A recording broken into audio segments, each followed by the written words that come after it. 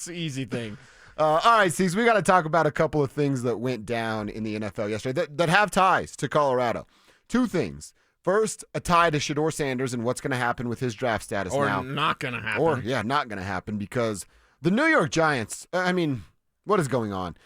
They signed Jameis Winston a couple of days ago to a pretty friendly deal, right? And you go, oh, well, he's going to be the backup quarterback. You and I actually had the conversation like, man, will Jameis be a good mentor, veteran type of guy for a dude like Shedeur Sanders? Sure, right. It seemed like that was the writing on the wall. Makes sense. Well, now, after what the New York Giants did yesterday afternoon in signing Russell Wilson to a one-year deal that has $10.5 million guaranteed on it, he could earn up to $21.5 million. There's so many things I want to talk about with this. What does it mean for Shedeur Sanders, first and foremost? And then secondly, which we can answer as we go on, why in the heck would the Giants make this move? Oh, not heck, hell. Yeah. Why in the hell would you make this move? Because Jameis is going to be popular amongst the players, and I seen it. Russell's not. Like, it's just setting him up for failure because it's New York media. It's a team that outside of Malik Neighbors, I know you like Tyrone Tracy. You must be a fantasy player. I do. They don't have a ton. Now, it is a Brian Daboll system, so Russell do play action and roll around and throw moon balls. Malik Neighbors about ready to get 200 targets, girl. So, all right, but Jameis is there. Jameis could just flat out be better. He will be more popular. And then this, people have just seen this as like, well, they'll just draft Shedeur and they'll call it good. Like, are you sure about that? You sure about that? Because this seems like a last-ditch effort from a coach and a GM. Remember, Joe Schoen and Brian Daboll are both on the hot seat. Joe Schoen was up in Boulder a dozen times this year, whatever the number is, so it seemed like it was going to be Shedeur, but now with Russell Wilson and Jameis Winston, why would you take Shedeur Sanders? I just think he's maybe not going to fall too far, but it doesn't seem like now the Giants are going to select Shedeur Sanders, and I think that's a huge mistake. Even though he's not a great fit for Brian Daboll's system, I think it's a huge mistake for that team. I do too. And I mean, look, even if Daboll and Shane are on the way out, you can still draft the quarterback. It's not like you tie those two, quarterback to coach or quarterback to general manager, if there's already questions about coach and general manager, which there are. You could draft Shedeur.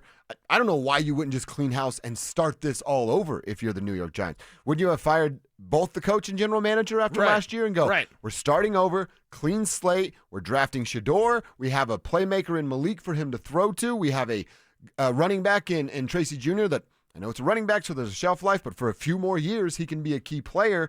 And then we start to build this thing the right way with new coach, quarterback, and general manager. They screwed up by not firing those guys back in January. Yeah, well, the fun thing is, depending on where it's at, because when's Russell Wilson getting benched?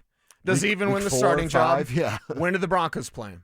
Because he's on the Broncos schedule, right? play, and if you're Sean Payton, who is not at the Ohio State Pro Day, we're going to talk about that a little bit later as well. You don't like that one. That's interesting. Now, it is Boise State's Pro Day, so if Sean's not at Ohio State's Pro Day, but he's in Boise, I like it. Good job, Sean Payton. But you know Sean had to have a little grin, right? Russell Wilson's on the schedule. What's he want to do to Russell Wilson? And it's no hate. I did see some of this on YouTube yesterday of like, I don't get the Russell Wilson hate. We don't hate Russell Wilson. We're just sick of him being fake.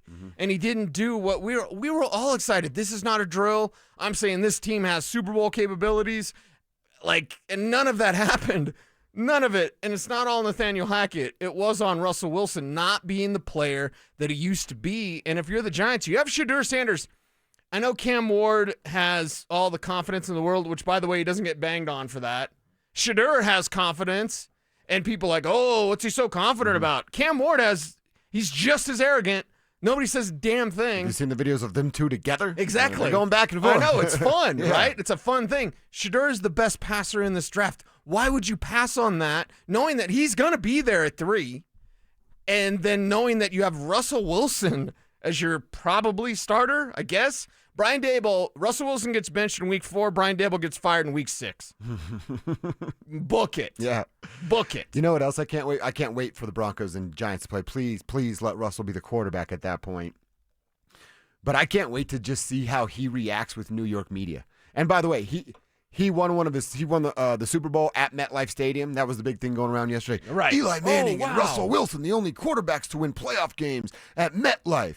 I can't wait for him to just hit media over the head with that nonsense. Hey, well, I won Super Bowl here, and I can't wait to feel the cold chill of that trophy once again here at MetLife and all the stupid stuff he's going to say. Okay. But, dude, when it goes south, and it will go south, we both know that, how does he react to the headlines that will be absolutely crushing him? How will he react to the hardcore questions not written in a paper, asked right to his face by the media members out there, because we're softies here in Denver. Oh, we're puppy dogs. Yeah, nobody down there has a spine that they're going to challenge anybody at Broncos Park powered by Common Spirit. Nobody in this town has that.